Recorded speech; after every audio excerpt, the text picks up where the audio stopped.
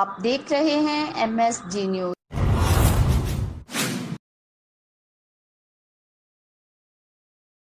اعوذ باللہ من الشیطان الرجیم، بسم اللہ الرحمن الرحیم۔ جی ناظرین، آج ہم موجود ہیں ڈسٹرکٹ بہاول نگر کی سب سے بڑی تحصیل منچنا آباد کے آستانہ عالیہ حضرت بنا والا شریف پر۔ میرے ساتھ موجود ہیں نوجوان مذہبی سکالر، پیر طریقت، رہبر شریعت صاحبزادہ پیر سید عبد الرازق شاہ صاحب، جن کے آباء و اجداد نے پاک و ہند کے اندر ہزاروں لوگوں کو کلمہ طیبہ پڑھا کر مسلمان کیا۔ اس کے علاوہ پاکستان کے اندر مختلف جگہوں پر حضور صلی اللہ علیہ وسلم کی دین کی سربلندی کے لیے جاتے ہیں، لوگوں میں حضور صلی اللہ علیہ وسلم کا دین پھیلاتے ہیں۔ مدارس کے اندر مختلف قسم کی حفظ قرآن پاک کی درس نظامی کی کلاسز بھی ہوتی ہیں۔ آئیے آج ان سے میرا موضوع ہے عید قربان کے حوالے سے۔ سب سے پہلے پیر سید عبد الرازق شاہ صاحب سے السلام علیکم جی۔ وعلیکم السلام ورحمۃ اللہ۔ سب سے پہلے تو جی آپ کا بہت شکریہ کہ آپ نے ہمیں ٹائم دیا۔ سب سے پہلے آپ سے یہ پوچھنا چاہیں گے کہ عید قربان جو ہے، عید قربان کس پر واجب ہے، کس کو کرنی چاہیے؟ بسم اللہ الرحمن الرحیم، الحمد للہ رب العالمین والعاقبۃ للمتقین والصلاۃ والسلام علی سید الانبیاء والمرسلین، اما بعد فاعوذ باللہ من الشیطان الرجیم، بسم اللہ الرحمن الرحیم، الصلاۃ والسلام علیک وعلی آلک واصحابک سیدی یا رسول اللہ۔ تو سب سے پہلے یہ ہمارے محترم غلام محی الدین صاحب بٹو، ان کا شکریہ ادا کرتے ہیں کہ انہوں نے ہمارے پاس آ کر کچھ دینی حوالے سے ملاقات کی۔ اللہ تعالیٰ جزائے خیر عطا فرمائے۔ تو قرآن مجید فرقان حمید برہان رشید کے اندر اللہ تعالیٰ جل مجدہ الکریم نے قربانی کے مناسک قربانی اور مناسک حج بیان فرمائے، اور عشرہ ذوالحجہ شریف کی فضیلت کے متعلق قرآن مجید فرقان حمید کے اندر ارشاد گرامی ہے، والفجر ولیال عشر والشفع والوتر واللیل اذا یسر۔ تو ان آیات طیبات میں اللہ تعالیٰ نے ان 10 دنوں کی اور 10 راتوں کی قسم اٹھائی، اور اس سے اس کی فضیلت جو ہے وہ ظاہر ہوتی ہے۔ اور دوسری بات یہ ہے کہ قربانی کس پر واجب ہے، تو شریعت مطہرہ نے جو نصاب مرد اور عورت پر مقرر فرمایا قربانی کے حوالے سے، تو وہ بہت مشہور مسئلہ ہے کہ 52 تولے جو چاندی اور 7.5 تولے سونے کا جو مالک ہے یا اس کی قیمت کا مالک ہے، اس پر قربانی واجب ہے۔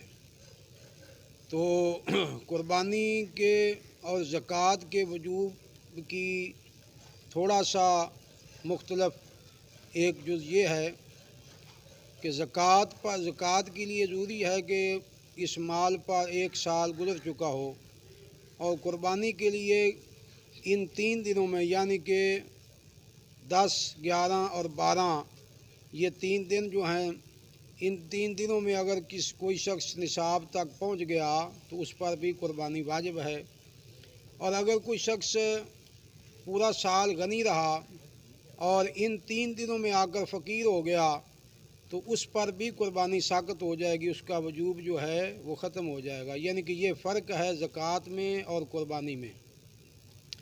زکوٰۃ کے لیے مال پر پورا سال گزرنا ضروری ہے، ضرورت اصلیہ کے علاوہ جو ہے، اور قربانی کے لیے جو ہے وہ پورا سال اگر غنی رہا اور ان 3 دنوں میں آ کر فقیر ہو گیا تو وجوب جو ہے وہ ختم ہو جائے گا۔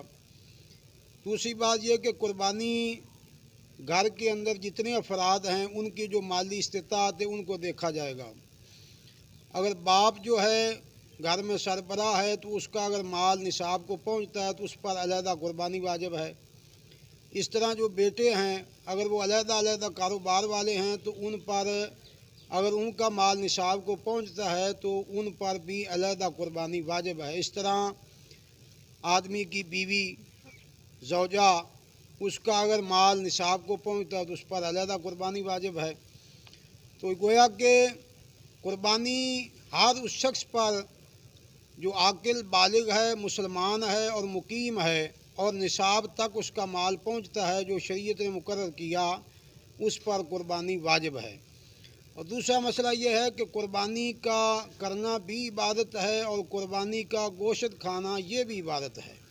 اچھا جی، قربانی جو ہے آپ نے یہ بتا دیا کہ واجب ہے، قربانی کا جو ٹائم ہے مطلب دن کو زیادہ ثواب ہے یا رات کو بھی قربانی کا جانور کر سکتے ہیں؟ جی، یہ مسئلہ بھی بہت اہم ہے۔ بعض لوگ سوال پوچھتے ہیں دیہاتوں میں، چونکہ جہاں پر قربانی نفل ہے اور واجب نہیں ہے، تو وہاں پر لوگ پوچھتے ہیں کہ قربانی ہم کس وقت کریں۔ تو قربانی کے لیے ضروری ہے کہ وہ اگر جہاں پر عید واجب نہیں اس جگہ پہ بھی سورج طلوع ہونے کے بعد قربانی کی جائے گی، رات کو قربانی جائز نہیں ہے۔ جی، قربانی عید قربان کے دن سب مسلمان ایک دوسرے کے ساتھ گوشت بٹاتے ہیں۔ قربانی میں جو حصے ہیں وہ سب سے زیادہ حصہ کسی کو دیا جاتا ہے یا سب میں ایک برابری کا سسٹم ہوتا ہے؟ قربانی میں جو گوشت کے حصے ہیں اس کے لیے شریعت میں اس کو تول کر دینا ضروری ہے۔ اگر ایک بوٹی بھی کسی کی طرف زائد چلی گئی تو کسی کی قربانی نہیں ہوگی، چونکہ قربانی والے دن بعض لوگ کہتے ہیں کہ اندازے کے ساتھ ہم سب کو دے دیں، تو اندازہ نہیں چلے گا، تول کر اگرچہ ان کی بہمی رضا بھی ہو تو پھر بھی تول کر دے تاکہ سب کو پورا پہنچ جائے، کیونکہ یہ ضروری ہے۔ قربانی پہلے دن ثواب زیادہ ہے، دوسرے دن یا تیسرے دن؟ فضیلت والا دن تو پہلے دن زیادہ فضیلت ہے، تو اگر کوئی شخص پہلے دن کسی مجبوری کی وجہ سے نہیں کر سکا تو اس کی مجبوری اگر کوئی شرعی ہے تو اس کو دوسرے دن بھی فضیلت ملے گی، ثواب ملے گا، تو یعنی کہ یہ اس کی نیت پر ہے۔ ویسے فضیلتاً پہلا دن زیادہ افضل ہے۔ جی، جس دن بابا جی فرما رہے تھے کہ پہلا دن قربانی کا زیادہ فضیلت والا ہے، تو عید قربان جس طرح دوسری عید پہ نماز پڑھی جاتی ہے، کرونا وائرس جو ملک میں پھیلی ہوئی اس وجہ سے کچھ لوگ اب یہ کہہ رہے ہیں کہ عید کی نماز گھر میں، تو کیا عید کی نماز گھر میں پڑھی جا سکتی ہے یا جماعت کے ساتھ ہی ہوتی ہے؟ عید کی نماز جو ہے اس کا مقصد یہ جو عید اور جمعے کی نماز کے وضع کرنے کا مقصد جو ہے نا شریعت کا، وہ یہی ہے کہ لوگ جو ہیں وہ اکٹھے ہوں اور شوکت اسلام ظاہر ہو، یہی وجہ ہے اور یہی سبب ہے۔ جب جمعۃ المبارک جو ہے وہ فرض واجب ہوا تو اس کے وجوب کا جو اصل اس کا پس منظر ہے وہ یہی ہے کہ شوکت اسلام، جس طرح ہر نماز کے وقت جماعت جو ہے اور لوگوں کا اکٹھا ہونا اور مسجد میں جانا، ایک تو اجتماعیت جو ہے یہ اللہ تعالیٰ کو مسلمانوں کی پسند ہے، اور پھر اجتماعی دعا جو ہے اس کا انفرادی دعا پر بھی فضیلت ہے۔ اس طرح فرضی جتنی بھی عبادات ہیں، واجب عبادات یا فرضی، اس کا مجمع عام میں کرنا یہ زیادہ درجہ رکھتا ہے۔ تو عید کی نماز جو ہے اس کو جماعت کے ساتھ ہی پڑھی جائے گی، جی، بغیر جماعت کے نہیں ہوگی۔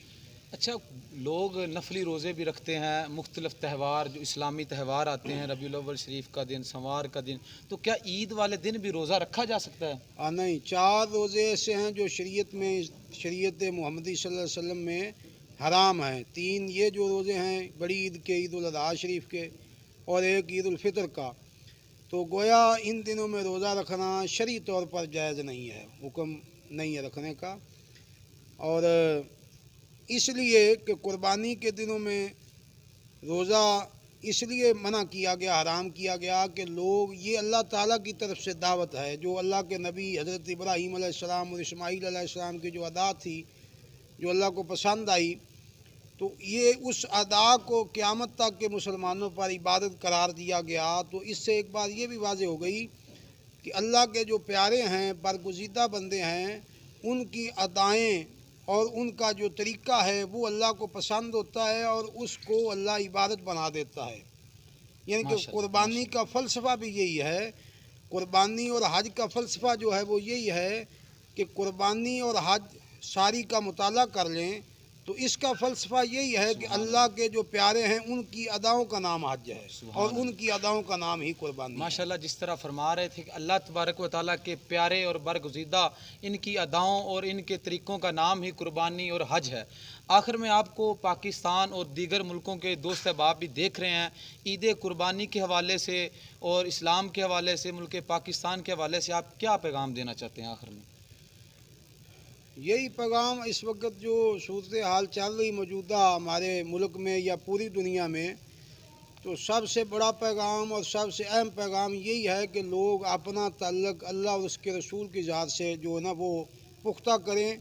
اور موجودہ جو دور حاضر چل رہا ہے، اس دور میں سب سے اہم اور سب سے بڑی ضرورت یہ ہے کہ لوگ دائیں بائیں تعلقات دنیا داروں سے، ایم پی ایم این اے صدر وزیروں سے اور بڑے لوگوں سے تعلقات پیدا کرنے کی بجائے اپنا تعلق اپنے مالک کے ساتھ، رب کریم کے ساتھ اور اللہ کے رسول کے ساتھ تعلق پختہ کریں، اور یہی تعلق جو ہے وہ قبر و حشر میں کام آئے گا، اور اللہ اور اس کے رسول سے جتنا تعلق پختہ ہوگا اتنا ہی انسان عزت والا ہوگا، اور یہ تعلق سارے تعلقوں سے بہتر ہے۔ جی ناظرین، جیسا کہ آپ صوفیہ کا پیغام، اولیاء کا پیغام سن رہے تھے کہ اللہ اور اس کے رسول کا تعلق قبر و حشر اور دنیا میں بھی کام آئے گا، اللہ اور اس کے رسول کے تعلق کو فروغ دیں، زیادہ سے زیادہ نیکیاں کریں۔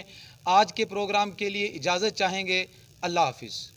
واقعی مسائل پر نظر ہے۔ MSG نیوز کی مزید خبروں کے لیے دیکھتے رہیں MSG نیوز۔